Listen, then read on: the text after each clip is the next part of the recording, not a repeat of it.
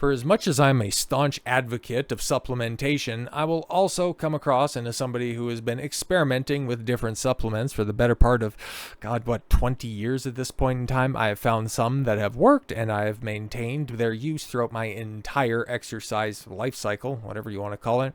But then there are others that I have kicked to the side, even some popular ones. And you know what? We've talked about them recently, but which one are we talking about here? As the biochemist warns that there's probably no benefit to this popular supplement, Slim Evidence. Which one are we talking about?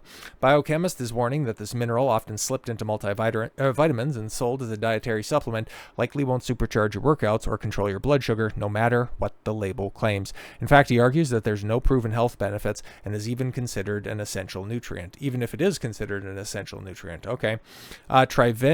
Trivalent chromium? Sure. Okay. One form of the heavy metal chromium, yes, can be found in small doses in whole grains, vegetables, meat, and nuts. Okay.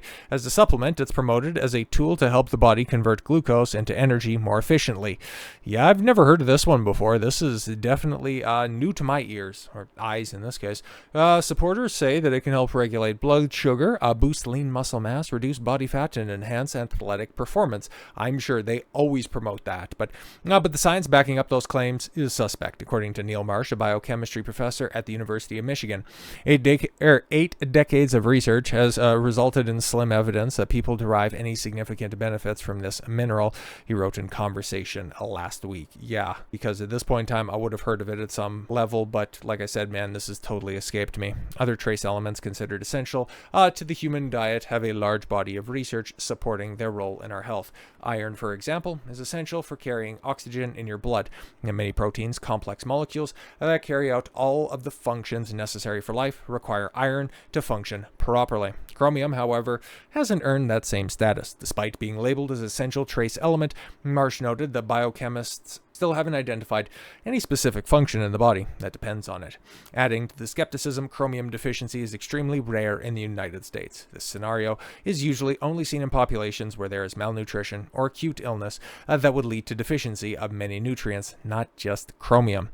We don't have evidence to show that people don't get enough chromium, or if they're low in it, that it would cause health problems. Okay, so yeah, it's one of these things where it's like, it's not going to kill you if it gets in your body, but at the same time, it's not really anything that's going to benefit you if you supplement it. Iron, by contrast, yes, has clearly established role as a consequence of deficiency, are well understood. It can lead to anemia. I don't know why I keep wanting to call it anemia, like it's a black girl. A condition marked by fatigue, weakness, headaches, and brittle nails, all of which can be effectively treated with iron supplements. So where did chromium's reputation come from? Marsh traces it back to a series of studies from the 1950s. Oh yes, back at the same time they were saying that, yes, 9 out of 10 doctors recommend Marlboro cigarettes. Take this thalidomide if you're having morning sickness. It will make sure that your kid is an optimal swimmer. In one influential trial, researchers fed lab rats a diet that produced symptoms resembling type 2 diabetes. When chromium was added back to their food, the symptoms disappeared, sparking interest in chromium as a possible treatment for blood sugar disorders. Today's widespread claims that chromium is important for regulating blood sugar can be traced to those experiments. Unfortunately, these early experiments were very flawed by today's standards. More rigorous studies in years since have delivered mixed results. Some showed a slight improvement in blood sugar control among rats given chromium supplements.